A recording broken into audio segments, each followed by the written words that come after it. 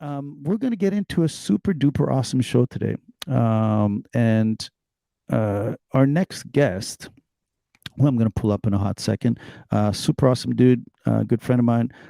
He had a great presentation over at Perf.Now, and he ended it by sort of like making an announcement about a particular. I guess a tool that they've helped put together. So I'm going to bring him up right now, and so he could talk about it. Hold up at the screen. There we go. Hello. All right, Nic, how you doing? Doing good, Henri. How are you? I'm very good, thank you. Oh man, hold on. Let me just do this. Bingo. Um, Nic, I'm not gonna get into the your bio myself, so I thought maybe you could introduce yourself to the audience. Yeah, sure. So I'm Nic Jansma. I'm a developer at Akamai, where I've been working on the Impulse product, which is our real user monitoring product, for quite a number of years. Mhm. As part of my day job, I help develop Impulse, work on the architecture of the stuff there. I'm also heavily involved in the standards development of web performance. So co-chair of the web performance working group along with Yov, where we try to help build future standards and technologies into the browser and have all sorts of interesting discussions around the future of web performance. So doing those two things, and then we'll get into it more. But part of the reason I'm here today is been involved in this other project as part of Akamai to highlight some of the data that we have in an open way called the Rum Archive. Mhm. Yeah, would love to chat more about that with your audience today. Yeah, that we're definitely going to get into that. And I know we've spoken before because I wanted to have actually you and Yohav come on and talk about the working group. Sort of like in a 2 or 3 line summary, how would you describe the web performance working group for those who are not familiar with that?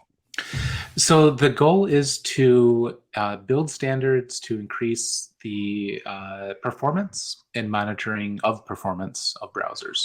Hmm. So we are a group made up of browser vendors. So all the Hmm. major browsers that you know of participate, Hmm. as well as other organizations that have vested interest in web performance or monitoring, or the features being put into browsers. Hmm. We meet on a regular basis. We have bi-weekly meetings as well as annual get-togethers, and a lot of the features that are used and relied upon today for things like real user monitoring came out of the Web Performance Working Group and the standards that organization and all the members of a part of that organization have discussed over time. So it's a lot of fun. You kind of get a preview for what's coming down the road, and I help facilitate the discussions and figure out what the working group is going to be focused on for the next year. That's awesome. So, we'll get into that, I'm sure, in a separate stream, but I think it's important for people to realize that, there are some, very sort of distinguished and busy people in the background trying to make sure that a lot of the features that we're able to make use of are implemented, and, that requires sometimes feedback from developers and just even the data to sort of quantify like the experience that people are having, and then some of these decisions are made in some of these meetings that you have. So but we can talk about that another day. um, this today's session is really kind of born out of this announcement that you made over at Perf.Now. Again, for those who may not remember, but that was a conference that we talked about last year, where a lot of the web performance enthusiasts and people who really want to level up and hear from other speakers in the space talk about some of their experiences or some of the tooling that they're working on, and projects as well. So let's talk about the Rum Archive. First, actually, what I want to ask for you to maybe define for those who may not be familiar, how would you define Rum? Yeah, good question. So RUM stands for Real User Monitoring. It has a friendly acronym for all of us, but it's the process of measuring performance. Specifically web page performance, monitoring how visitors to your websites navigate through your site, the performance that they're experiencing, the user experiences that they're having. It's analytics at its core. We're measuring what people are doing and how they're doing it, and the dimensions of their experience, like what browser they're on and what geo they're in, and all that kind of thing, what page they landed on. But then we're correlating that with important performance metrics, like how long did it take the page to load, how many resources were downloaded, what was the amount of shifting that happened on the page. A lot of this is core web vital kind of focused stuff. And by measuring performance, hopefully you can improve performance over time. And so, of course, we have tools, other people have tools to help measure performance, measure Rum. Our team in particular works on an open source tool called boomerang.js. It's open source. It powers Impulse, but it can be used by other companies if you don't want to use our commercial offering. And it has a lot of the features that you would need for Rum built into it. Of course, there's other open source tools as well. There's some really great ones out there. And we utilize the same standards that we were talking about that the Web Performance Working Group develops, like navigation timing and resource timing and user timing and server timing, all the timings, to capture this data in real time and beacon it back to infrastructure so that people can, understand the health of your website from a performance perspective. Absolutely. No, go ahead, please. So I'll say it. So that's Rum in a nutshell. Rum is all about measuring user experience. And we have all these tools that we can use to do it. We have these APIs that we can hook into the browser to do it. It's not perfect, and we don't have access to everything that we would want for many good security and privacy reasons. But with the data that we can capture, we can, often provide insights to what are the most impactful pages for you to fix, or where are the hotspots of bad user experiences, or how much revenue are you losing because people are bouncing after going to this one very slow page. So it's kind of the importance of Rum in a nutshell. And and this is what some people sometimes might potentially miss in terms of like the big picture. Yes, so we want to make sure things are loading as quickly as possible. Yes, we want to make sure we're not sort of having resources come down the pipe and potentially say, I don't know, not being used or whatnot. But a lot of it, and I'm sure we're going to talk about this today, it's like the correlation between a lot of these metrics is what's going to provide a lot of the insights, pardon me, that we need to make some of these adjustments and changes quite often enough to how we're sort of deploying to the web. There's so much to talk about and so many metrics. So let's talk about how the Rum Archive came about. Like, what was the sort of motivation? Yeah, absolutely. So it's, to be honest, the ideas for the project are inspired from a lot of different other projects and from other people as well. So I want to cover some of the reasons of the why we're here. So if we take a step back, there are other. So Rum Archive at its core is an open data project. We are providing data that we are capturing, that Impulse is capturing. Maybe other Rum providers would want to provide it as well for the general community to look at and research. And if that sounds familiar, it's because there are other projects like that have inspired us. So if you think about things like the Internet Archive, which measures, or which has been an archive, like with the Wayback Machine, of what pages looked like in the past. You can go to any page in the future, any URL in the past, and look at what it looked like in 1998 or whatever. There are other projects like the HTTP archive that started out, I think, 6-7 years ago, maybe more than that even at this point, that synthetically crawls the web, gathers statistics about those crawls, about the makeup of web pages. And that data set has been a huge, huge boon to the performance community to find insights around how the web is changing, how different dimensions of the data impact it, what frameworks are most popular in the web, and stuff like that. And same thing with the Chrome User Experience Report. Like, these are all open to some extent data sets that you can query, and you can run your own insights and gather your own data from this data that's published. So we at Impulse, we collect a lot of data. We measure billions of user experiences a day.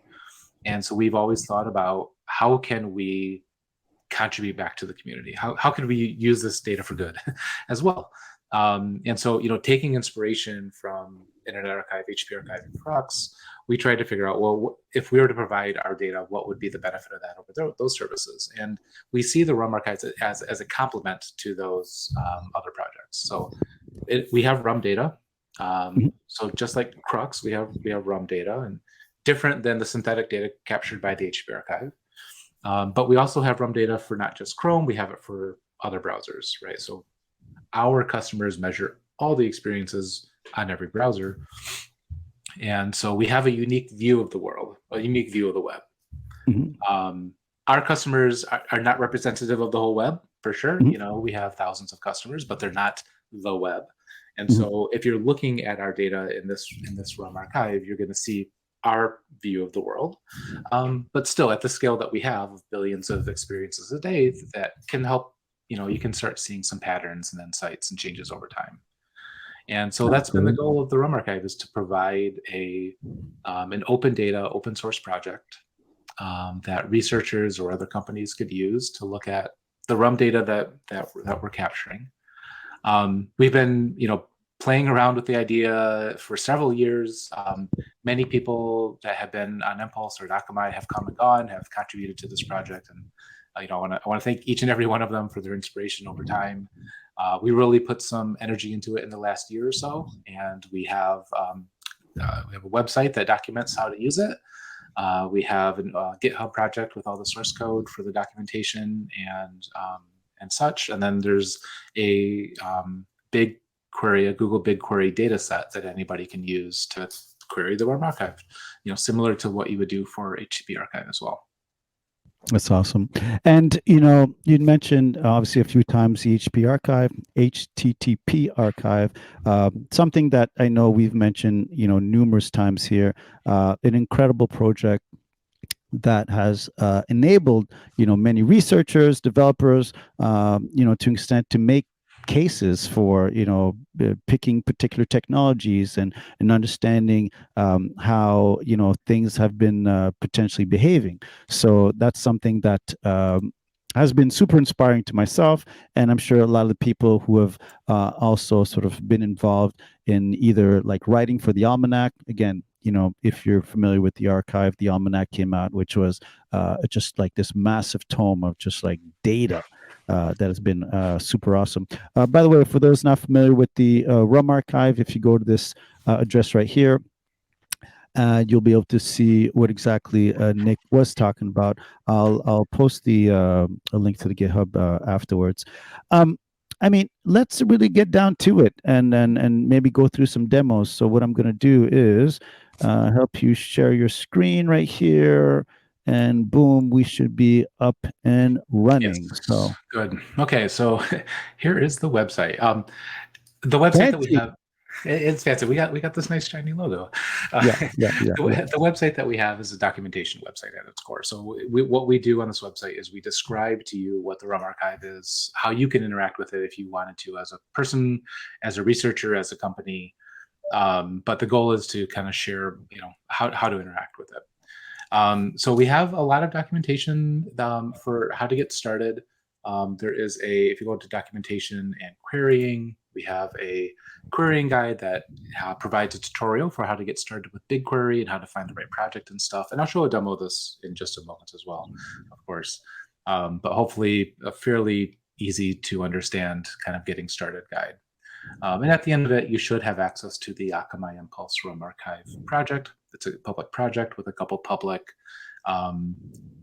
tables and routines that you can use. So once you have your BigQuery credentials, you may have those from looking at other projects, maybe looking at HTTP Archive. For everybody else that hasn't gone through BigQuery yet, they have a free tier where you can often get up to 1 terabyte of queries per month for free without being charged. So look into signing up for that account, that tier, if you haven't already before. And what I would say is most of the data within the Rum Archive, as long as you're not trying to query the entire data set, but if you're limiting your queries to like 1 day at a time, should be less than 1 gig per query, roughly. So you could do a lot of free queries against the Rum Archive. narrow down your scope of what you're trying to figure out, doing a lot of samples without having to worry about crossing that cost threshold. And even then, BigQuery is frankly not that very expensive in the measurement of dollars per terabyte. I think it is. Yeah, BigQuery, so. I think it's like $10 per terabyte. Yeah. I don't know, I forget. But folks, a terabyte of data is a lot. It is. The daily upload of data is about 3 gigs total, and usually you're not querying the whole data set because this is a highly optimized data source. So when you're executing queries against it, and I'll show you some examples, you're usually just hitting a couple hundred megs worth of data. So I wouldn't worry about it too much. A couple background bits about the the Rum Archive. The data that we have exported is pre-aggregated. So what I mean by aggregation is that we have a unique set of dimensions. So things like what browser was it, what geolocation was it, was this a first landing page navigation or was it a not landing page navigation? I think we have like 12 or 14 different dimensions. And then for each of the unique sets of those dimensions that we see in our data, we export summarized rows. So you'll, if we take a look at a preview of the results or preview of the table, this is the Rum Archive page loads table. So this table describes page loads that we see in Impulse. All the first few columns are all dimensions. Let me go over to the schema really quick. All these first columns here and upward are all the dimensions that we export. So you can see date, device type, user agent, OS, beacon type, all these different things. And then we aggregate based on those how many they were seen in the data, and that's the beacon count. So the reason why this is important is one of the goals of this project is to keep our customers anonymous, so the Impulse customers anonymous, as well as to keep individual user experiences not visible within this data set. So we pre-aggregate all of our data, and we have a minimum threshold of beacons that need to match before we would put it in this data. What that means in practice is that we're not sharing 100% of the Impulse data set every day. We're sharing a subset of it that's been pre-aggregated and then summarized and then put into BigQuery for you to query. So with that said, the Rum Archive data is pre-aggregated, and that gives you a lot of options for what you can query with it. The documentation goes over kind of how we store this data in a pre-aggregated form and how you can understand the data if you were to query it. For those that haven't used BigQuery before, it is just SQL. So most of your standard SQL that you would understand is in there. And this kind of gives you an example of looking at the data set for one particular date, get the number of rows that you want to query against, as well as how many experiences those rows represent. So again, each row is a pre-aggregated thing. It'll contain one or more beacons. So in this, for this particular date, there was 1.5 million rows that represented around 268 million experiences. Wow. Because a lot of the rows have hundreds of thousands of experiences behind them. So if you're thinking about the data set with that in mind, the way that you can approach this data is what can it give you? What kind of insights could this data set give you? This is page load data. We have all of the, sorry, the font's a little bit smaller here. Let me try to zoom in a little bit. We have all of for each of the unique dimensions that we have a lot of timers and metrics associated with them. So page load time, DNS time, TCP, TLS, time to first byte, first contentful paint, largest contentful paint, round trip time, number of rage clicks, cumulative layout shift, first input delay, total blocking time, time to interactive, redirect time, and IMP. Wow. So all of those timers and metrics are summarized for every single one of those rows. Now, I'm going to interrupt you for a quick second. And for those who may have tuned into yesterday's stream with the good people at This Dot, I mentioned the idea of rage clicks. And I think Yoav had mentioned this is something that's being potentially discussed, not so much as a vital, but certainly a metric that they want to keep a closer eye on. And then we can actually pull that out of the Rum Archive.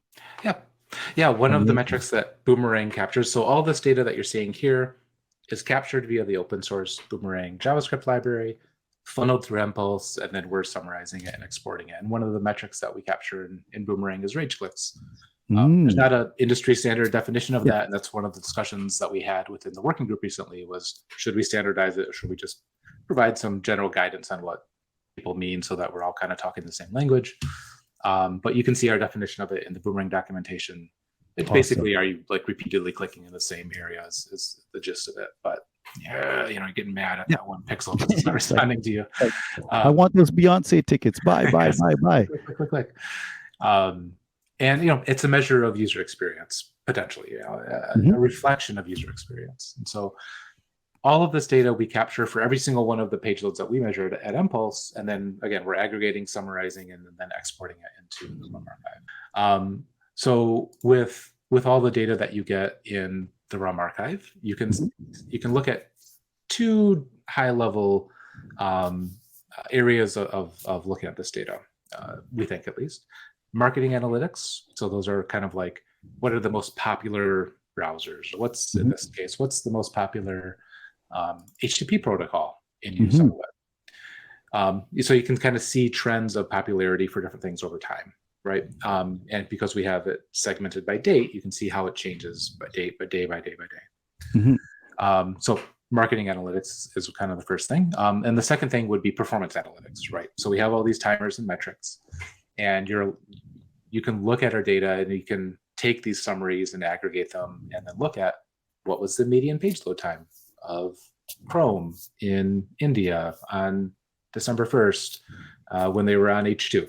Like you have that ability to kind of narrow in or zoom into the data with everything. Wow. So you're getting extremely granular here.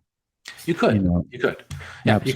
you can look at it at a broad, kind of like at the 1,000-foot level first and look to see. I'll jump down to an example down here. So as you're looking for it, I'm thinking, you could actually check on page performance in India on this day during, the finals of the cricket match. Yes, absolutely. Yeah. So the granularity of the data that we have here is important to understand, and we do have a guide. So the schema of the tables, what all the columns mean, and kind of like sample values and cardinality of those values as well. We are limited to date level aggregation, so we don't have the hour. So it's by day. So you wouldn't be able to narrow in like the hours that the match is happening, but like the days of it for sure. And then, here's some more examples of some of the dimensions that we have. Wow. And so let's say you wanted to look, for example, at page load time, the median page load time across all of our data for one particular day by country. So this looks like somewhat standard SQL. You have your group by country, your order bys and that kind of stuff. And then we have a few functions that we provide as part of the data set to help do the calculations that you would want to do. So for example, I would say one of the interesting things that we have as part of the Rum Archive and the way that we're exporting it is we're not pre-calculating a percentile or a sum of the data for you. So you can actually look at any percentile of data that you want. You can look at the median, the 50th. You can look at the 75th, the 95th, the 99th. We've exported the data in a format where we can approximate the percentile via some histograms that we generate. We can approximate the percentile if you want to look at the median, the 50th, from all of the rows that match.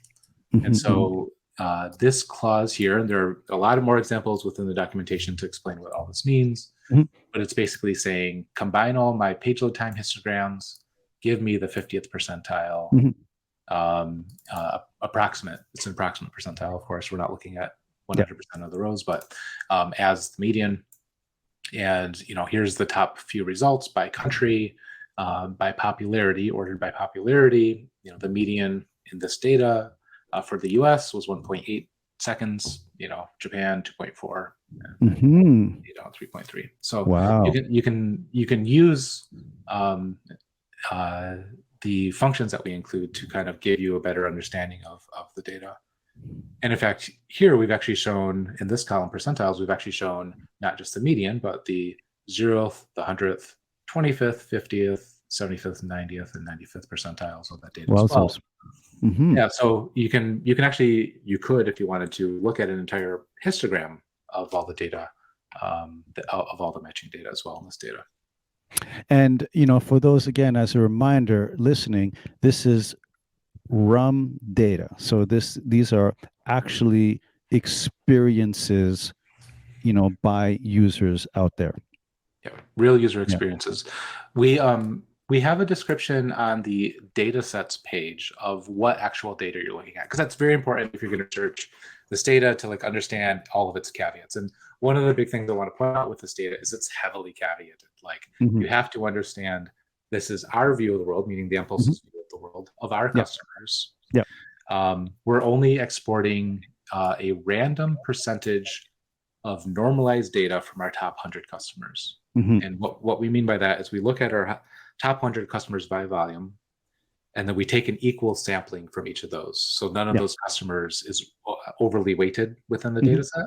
And that's what we're exporting every day. And so that's 200 plus million or so page loads a day that we're getting. Yeah. And that's what is represented within the data set. That's different from some other Rum providers' point of view. That's different from your website's point of view. Yeah. But that is our point of view, and you just have to understand that when you're looking at this data. Yeah. So it basically gives you at least a kind of like a hint, but with a little bit of confidence, as to what potentially is happening. A quick question here that came in from someone tuned in. I don't know if you could see that. Yes. Perfect. So thanks for the question, Dan. Anything that you want to share about that? Absolutely. Yeah. Thanks, Dan. So we have ensured that none of the data within the Rum Archive is linked to any one particular site. So for in the schema, in the table schema, there is no. Let me share it here. Okay. There is a column called site.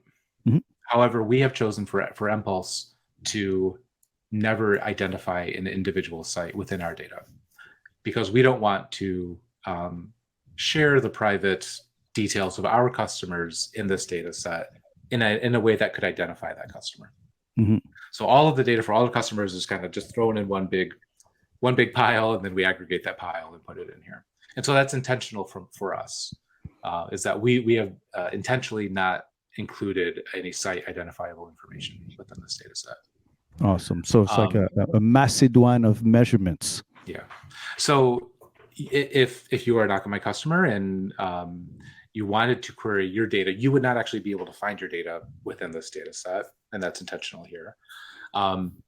However, I would actually like to take a step back a second. And one of the goals of this project was to provide a mechanism where other companies or other Rum providers or other websites, if they wanted to, they could also publish their data in a similar format, right? Like if Akamai has this public data set, well, there's nothing stopping, joeswebsite.com, if he's also capturing data and he wants to export it, he could export it in the same format and could be included within this project, under the umbrella of this project. So it's not just an Akamai specific thing. We would love to have more people, more companies, more Rum providers participating in this.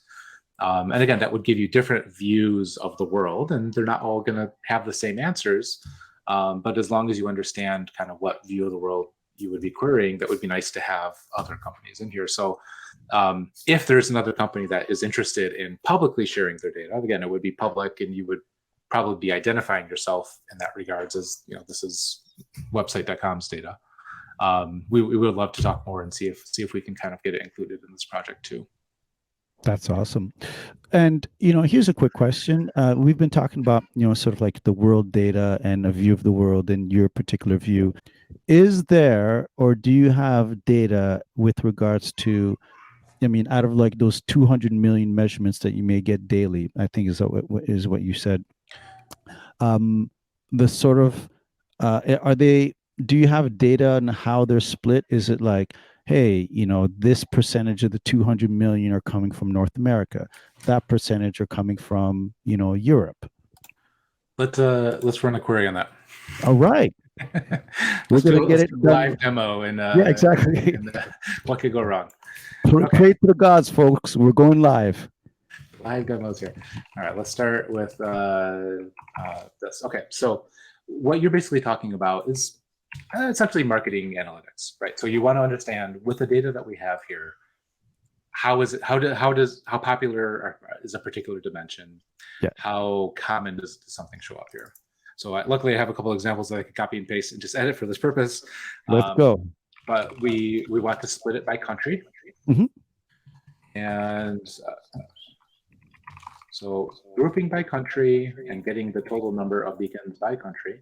Let's pick a more recent date. So I just uploaded January 2023. Let's choose January 1st. Yeah, this looks like it might work. Let's see. Let's see. Hope and pray. Okay, yes. Exactly. Okay. So the results from that. This is ordered by. Oh, sorry. Let me do a slightly different ordering. Ordered by a sum of beacons. Okay. So from the Impulse's point of view, on January 1st of this year, the data that we exported, which is a sampled set, 116 million of those, so more than half the data that we're measuring is from the US. Yeah. Japan, Great Britain, Canada, etc. You can see that going down the list. We are a US-based company. We have a lot of US-based customers, so it's not very surprising. Yeah, absolutely. Again, like that's the view, that's the vision that we see. Canada, Poland, Germany. Is that France? Yep. Korea? No. I think so. What is that? So. Wow. Okay. Spain, Mexico. Wow. That's awesome. So basically, okay, I get it. Magnitude of 10 times bigger in the US than the second most popular result, but still, something to at least chew on. Yep, absolutely. Let me just do a really quick review of what this thing that I just ran was as well. Please. So this is the BigQuery interface. I have the Akamai Impulse Rum Archive project. This is a public project that you can see. The table that we have exported today is about page loads. I do want to touch on the future of the Rum Archive at some point soon, so let's save absolutely that. You got the keys. Yeah, okay. But this is the main table that we were talking about. And if you look at this table, if you had opened it up, you can see the schema in here, so you can see all of our columns. They're all described on the documentation website, so look back there for details on what they mean. It's partitioned by date, which is very important. You want to make sure all your queries ideally hit a single day. That's what's really going to save you the size of querying. So right now you can see there are 165 partitions, which means we have 165 days loaded in here. The data goes back to early 2021. The first few months, we just exported the very first day of the month up until last September. So you have, 2021, October, November, December 1st, all the firsts of all 2022, up through September 1st. And then starting with September 1st, we've been exporting daily. So, from September 1st, 2022 up till now, every single day has been exported. Right. So that's why there's 165 partitions. See, we're not even if you create all the data, you'd be using about a half a terabyte or so. But if you're looking at just a single day, you're really only going to hit a small slice of that data. You're gonna have 1/65 of that, right? So if we pull from September 21 onwards, we're going to get 365. Yes, yeah. Once we hit that, right? So by next September, we'll have 365 straight days that you can use. Absolutely. When we were releasing this project, we didn't have the time to go back and export every single day back in the future, but we could do it. So you can, if you want to do it on a month-by-month basis, you can start by the first of each month, starting in 2021 10. So Hmm. So this is the BigQuery interface. You can see the schema, the details, and you can preview the rows. And if you're just looking at this data from a raw point of view, you can see all of our dimensions come first. So the source is Mpulse for all these rows. Maybe somebody else wants to have their own data. They could publish a similar table and their source would be different, for example. We say multiple for all the sites. Somebody else could choose to identify themselves if they wanted to publish their data in the Rum Archive. But for us, the data just says multiple. And then you get all the dimensions like the date, and then these are all the unique dimensions going forward. So each row is a different unique tuple. Mobile versus desktop, Chrome mobile versus Chrome, all the different user agent versions, etc. If you jump all the way forward, you see how many experiences matched all those unique combination of dimensions. So all the dimensions before that, we saw 60 times within our 2 billion experiences per day. And then going further into the table, it's all about the timers and metrics. And so this is page load time. We have a histogram of the data. So how did those 60 experiences match into a histogram? And we've described what the histograms look like in the documentation. But this is how we were able to calculate percentiles based on this histogram export that we've done. And then if you want to do simple things like just looking at averages or geometric means and stuff like that, we provide 3 other columns that can help you do averages and means if you didn't care about percentiles. So that's kind of, yeah, go ahead. No, go ahead, please. I'll say that's what the table looks like in here in BigQuery. Obviously, like they have a notebook type interface where you can run your queries. An important thing I would recommend is looking down at the job information query results, and that'll tell you exactly how much of your quota you've used in BigQuery. This very simple thing that we did just was 28 megs. Yeah. So very, very, very small. I think also whenever you sort of dump in your query, at some point it tells you how much it's going to consume at the top right. I forget. Yes. But it's been a hot minute. It might not be showing because of my Zoom level or something. But yeah, it'll usually give you like an estimated number of bytes. Exactly. Shout outs to Paul Calvano, and I know he asked a question which I think you answered already, but I'll just post it here because Paul's a nice guy. Yes.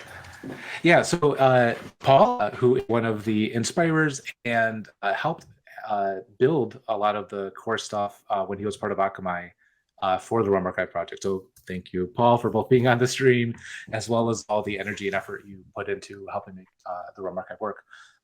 So yeah, the question was, is the data exported daily, monthly, what have you? Right now, it is being exported in a batch a month at a time for all the days of the previous month. And so like just a few days ago, I uploaded all of the January dates, so all 31 days of January into the archive. The goal is to be better and to actually have this data exported the day after for the day previous on an ongoing basis. We just haven't built the infrastructure to do that yet. So it's a little bit more manual effort at the moment, but the goal in the future is to have it more readily available and even fresher. Yep. All good, Paul. I mean, I always want to acknowledge you here. So thank you very much for joining us. I do have a couple other questions too. And, again, you got the keys, but, I'm as I'm looking out the window, I'm just thinking.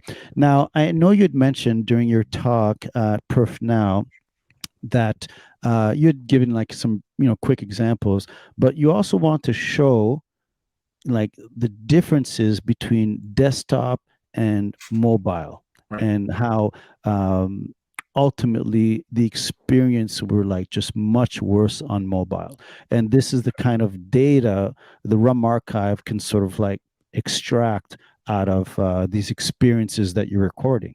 Yes, absolutely. And so that kind of gets into the performance analytics of what this data can do. So we were looking at here, we're just looking at representation within the data set. But if we start using some of the columns like the page load time or maybe cumulative layout shift, for example, we could take a look at. We can actually splice this data in different ways and actually understand that a bit more. Let me jump over to a sample queries page that we actually have on the site.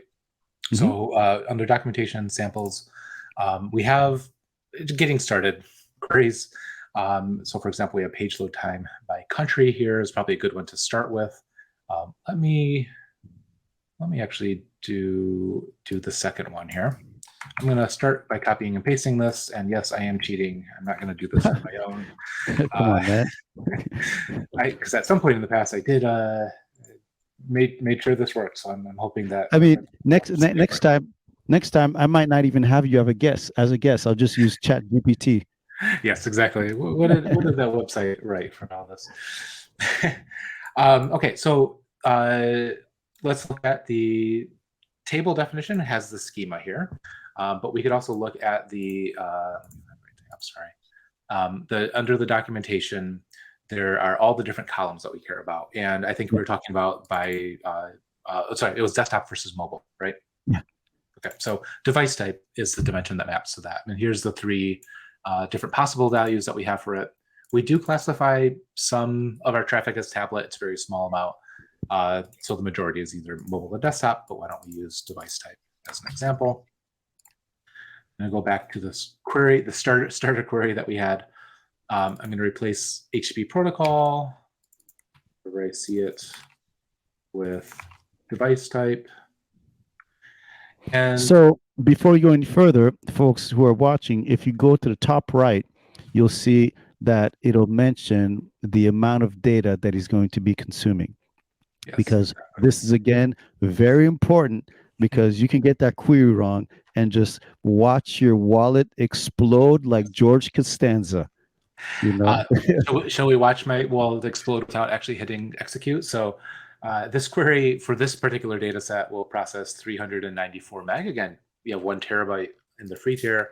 But if I didn't have this where clause, I'm actually curious if it knows. Yes. So if I was not looking at one single day, it would query 74 gig. You know, so wow, you're starting to get up there and chewing out your thing. So, and it would take quite a lot longer, frankly. I'm not going to tell you how to query this data, but I'm going to tell you should probably query it by day. Exactly. Like, check it in the morning after you've gone for night sleep. Exactly. Anyhow. So okay, so this query looks a little more complex. I'm just going to explain one quick thing about it. The way that we have this like subquery in here, the documentation goes over this with a little bit more detail why I'm doing this. We have these public functions, combine histograms and percentile approx, that anybody can use. And they basically take those histograms that we saw earlier, recombine all the rows that have a histogram, and then run a algorithm over it to approximate a percentile, just as it says. There's a memory limit to the JavaScript functions that you can run in BigQuery. And you will run out of memory if you just run like this function over all the data for a day in general. So one trick that we do that we describe within the documentation is we actually kind of do like a map reduce kind of thing where we actually like combine all the rows once into smaller groups and then recombine those rows again at the end. And that's what this query is doing. It's just splitting everything by both country and device type to reduce the problem space, and then does one more combination at the end. So it looks more complex than it really is, but at the end of the day, we're going to look at by by device type, page load time for January 1st of this year. Hopefully, I'm going to be honest, and this will work. And BigQuery is actually pretty fast for what it's worth. Yeah, less than 10 seconds. Okay, so let's look at it. So mobile is our most popular representative group, about 3 times as much as desktop. This return result is our all the different percentiles that we requested. So I requested the 0th and 100th, the 25th median or the 50th, 75th, 90th, and 95th. And those map to the keys in here. So like if you see 0.25 or the 25th percentile is 792 milliseconds, while the median is 2.068 seconds. So you can compare that and hit back here, mobile versus desktop. Mobile in our data is actually slightly faster at the median, ever so slightly faster. And actually quite a bit faster at the 95th. Wow. That's more curious than I thought the answer would be. I did not expect that. I probably Exactly. would have expected the opposite. However, that's just a reflection of the data that we're capturing, the websites that we're on, the type of people that visit those websites that Yeah. they're on, etc. Yeah. That's super interesting because, well, before we get into what I'm thinking right now, and I was actually thinking about this before, but Josh is also asking, is reading my mind. Yeah. Can you explain why the null would show up? And I was actually curious Yeah. about that too. Absolutely. So no data set's perfect is my answer. Hmm. In this case, for this particular dimension, just because I know that I work with this a lot, um, the data is captured by Boomerang. It's sent to the Impulse infrastructure. We process the data, including the incoming user agent string, and we try to classify what the incoming user agent is. So that's how we get the browser version, the operating system version, and the device type. And sometimes it's just a funky UA string that we don't know. Maybe some sort of synthetic thing, maybe some sort of command line thing. Like curl shows up in our beacons, right? Because Hey, it's a user agent, right? So in this case, it is just a reflection of how Impulse is processing this data, and for a very small percentage of our beacons, 440,000 out of 200 million, we didn't know, so we just left null in there yeah. as a field. Yep. And you'll see that in some of the other dimensions that we have. All the ones that are based on the user agent, some of them may not be filled in depending on what we have. In general, like we would always understand the country because we know based on the IP address. Sometimes we don't know the protocol or the IP version depending on what the browser gives us. So it kind of depends. You may see nulls in some of this data. Absolutely. Wow. Here's a quick question. Go back to that page if you can. Yes. That last one. This Uh, one? no. Oh, yeah, this one right here. Cardinality. Yes. What So is that specifically? yeah, so this is an estimate of how many unique values would be seen for this. So for example, device type. Hmm. We only have 3 unique values. Hmm. Actually, null is the 4th unique value. So maybe Hmm.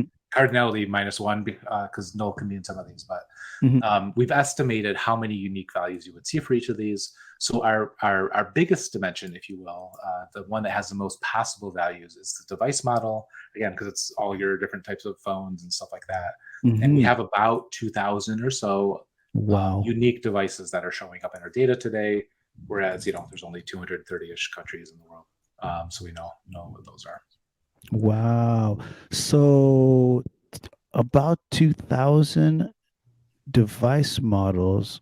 And again, just the vast majority being Android phones. Probably, yeah, probably a significant number of them. Yeah, we now again, this is an artifact of how Impulse processes this data. Yes. We use an open source library called UA parser, and we also have some Akamai internal logic. The Hmm. combination of that outputs this device model. So if some other Rum company were to provide their own data, it would look different than this, and Yeah. we'd have Yeah. different values and stuff like that. So, Wow. So, and again, and moving forward, and I know there's some items that you want to make sure that you get to, but um, I guess we can start to really connect the dots back to device models and which ones are potentially struggling the most, and mhm. then you can start to really even tie that down to your geo and say, well, you know what, we have mostly Androids, and if our customers hitting this site, we're going to get in all likelihood a poor experience back, sort of like beacon back to this table, so we can start to make, like, again, decisions based on data that we're consuming. Absolutely. Yeah, and I think different people will use this data set in different ways, right? Like Hmm. there may be people that are interested from a research point of view, Hmm. wanting to understand the marketing analytics of how popular different device models are over time Hmm. according to our data. There are companies that may want to use this as a competitive comparison to see, well, the Impulse data set says, this percentage of paid loads are within this percentage of, milliseconds. How do we compare to that? And so, we don't know what all the use cases like for this will be, just like the HP archive, I'm sure couldn't anticipate all the use cases for it. We're Hmm. hoping it becomes helpful and useful to some people, to different groups. And we would really love to see participation from other companies, websites, vendors, individuals that want to share their data, if they are interested in publishing their data in the public as well. So Wow. yeah. And the wild part, I know at one point you'd mentioned this earlier, but you just mentioned it again. So I just wanted to mention this. Yes, developers can use this. Teams, building products can use this. But you also mentioned that quite often enough, this is, some tools that, marketing can use as well in their sort of day-to-day processes and whatever other sort of like details they're trying to figure out. Yeah. That's pretty awesome. Yeah. Yeah. What I would love to hear as people Mhm. are digging into this data is how they're using it. Mhm. There's been a couple people that have reached out for research that they're doing. We do have a blog, Mhm. and so talking about simple topics in there. But for example, one of our data science folks at Akamai shared this insights that he had based on the Rum Archive data to the Perf calendar post. But we have room for those kind of discussions here as well. Mhm. And yeah, we would just I'd love to hear more. Like this project can evolve based on the community's feedback and must Mhm. evolve based on the community's feedback, and we're really open to whatever would be the most helpful for the community. So we have a GitHub page, and we can link to that later. Please open an issue if there's something, if you have questions, or if you think the data set should be in one particular way or another. We are looking to expand the amount of data that we're going to share. So today we're primarily focused on page loads, as we were saying, but we plan on sharing per resource information as well for third-party resources. So this would be your top, say, 1,000 or so third-party URLs, like your Google Analytics URLs, your Google Font URLs, your Twitter widget. We'd like to share the data on what we are seeing, how long those are taking to fetch, how frequently they're cached, etc., and sharing it with the web. Just again, as another data point for understanding what the health of the ecosystem is like. So that's one thing that we're hoping to be releasing soon this year. And then besides the raw data that we have on the site, a couple of members of the Akamai team are working on providing some higher level analysis of this data. So not necessarily to the scope of the HTTP Archives Web Almanac project, because that's an amazing thing that takes a lot of energy, but to be able to provide some simple reports or charts or graphs based on this data on a daily basis, just as like examples for how you might use it. Just some of that kind of simple stuff. That's awesome. And I'm wondering, and keep that thought, but I'm wondering whether or not, the Rum Archive could have even potentially its own sort of like separate chapter in the almanac. Absolutely. I think it'd be fun to bring some of this data back into it. If Yeah. there's, obviously, like, rum and synthetic are complementary. They provide different values for different things, but Yeah. we have, a representation of user experience, and that could be incorporated into different data points elsewhere out there.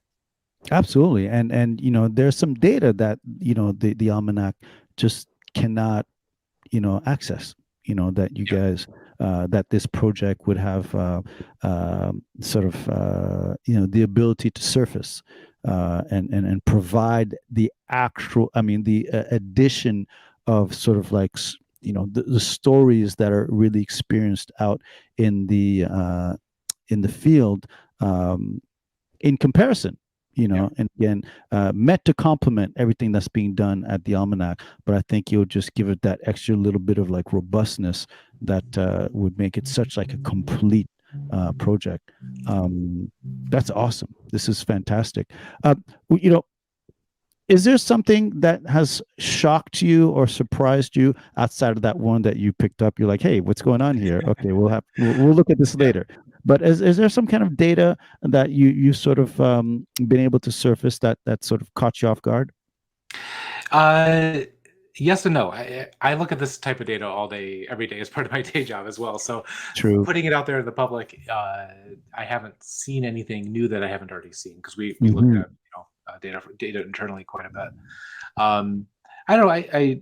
I think the interesting thing is just once you start looking at this data in aggregate and you start looking at the outliers based on different dimensions and slicing in, again, like I showed some very simple examples of just grouping by the device model, grouping by whatever, but you can also have where clauses. You could say not just Apple iPhones, but Apple iPhones in South Korea versus Apple iPhones in US, right? What percentage of those are in H2, and whatever. Like, right? Yeah. The list is endless. Yeah. And so, hopefully this data can, be useful in different ways that I can't even think about. I'm more excited about all the things I haven't thought about that I'm hoping that the community will figure out based on this stuff. Yeah. And no, it's absolutely true because, I've had my moments before where I'll just go through the almanac, read something, or sometimes it's, I'm listening to a podcast, and it's kind of like, oh, that's kind of interesting. And then your sort of imagination, starts to go different places. And you're like, man, you don't know how many times I've pinged, Paul or, Rick. I'm like, hey, dude, I have this idea. You know what I mean? Like my SQL chops are not good, so I need your help. Go with it. Yeah, no doubt. So, but no, that's totally awesome. Man, so folks, you heard it. This is, especially if you're into the performance and being able to sort of like craft a story and or just surface some details that you always wondered about. The Rum Archive is certainly providing a lot of the data that can sort of be enlightening to you, your team, and even your CTO, who may have had particular ideas on what is taking place. I was thinking of Alex Russell, who has been making this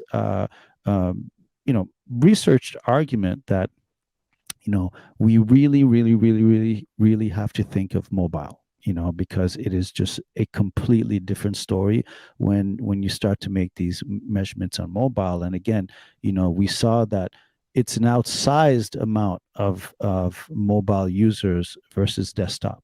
So once you start to understand that, and again, I've said this before, and I'll keep beating that drum. 2016 came around. That's when mobile really ticked past desktop, and we are not looking back, folks. Like this is the world that we're in, and it's even crazier once you get into the top 100,000, 10,000, top 1,000 sites, and it's like an 80% mobile share in terms of access. So something like the Rum Archive can really sort of like hone down on that data that you can take back to people on your team. Man, this is awesome. Are you going to create like, and I'm sure there are some in the docs, but are you going to have maybe a living document of like recipes that you're kind of sharing on and on that as they come along, it's like, hey, use this in this way and boom. Absolutely. Yeah, absolutely. We have sample queries in there, but I want to, make it as easy as possible to get started using it. We want people to not have to stumble over some of the things that we've already had to stumble over. So yeah, if people are using it, my request would be, please share. I'd love to hear more, privately or publicly share what you're doing. And, we want to make sure that it's usable for the community, and it will evolve based on that feedback. The GitHub issues page has already, included a couple requests for things. In fact, I saw in the chat request to have industry as a dimension. I think that would be fantastic. We're not tracking that today, but we should. And so, it will evolve based on the feedback that we get from the community. That's awesome. That's awesome. Yay, open source. It's been a just like the discoveries that are made, the tooling that's being sort of created in that space is fantastic. I love this stuff. I love the data, and I think it helps tell, like, again, reinforce some of these stories that we've been trying to tell to the community. Man, Nic, thank you very much. Absolutely. I really appreciated that. We're just about at an hour right now. So for those who want to get in touch with Nic, he said, if you have any examples, any ideas, things that are really coming up, I believe this is your Twitter handle. That it is. All right. For those who are still on Twitter like myself, we have not left yet, but definitely give him a ping there. Any other place that you can be contacted at, or is that the main? I have a Mastodon as well. Nic J at web math.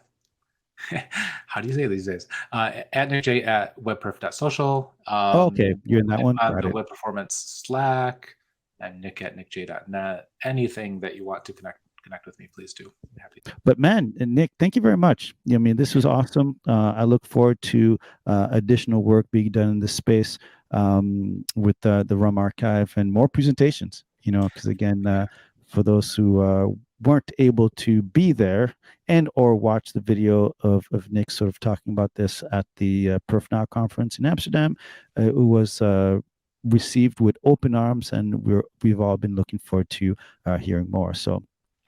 Thank you for the your time. opportunity. It's been a fun platform to chat about it more, and I really appreciate it. Oh man, I'm so excited that you could make it, because I know you're a very busy man. Parent, Akamai. Watching replays of Michigan on TV. Go Blue. Eating up your day. Go Blue. Let's go.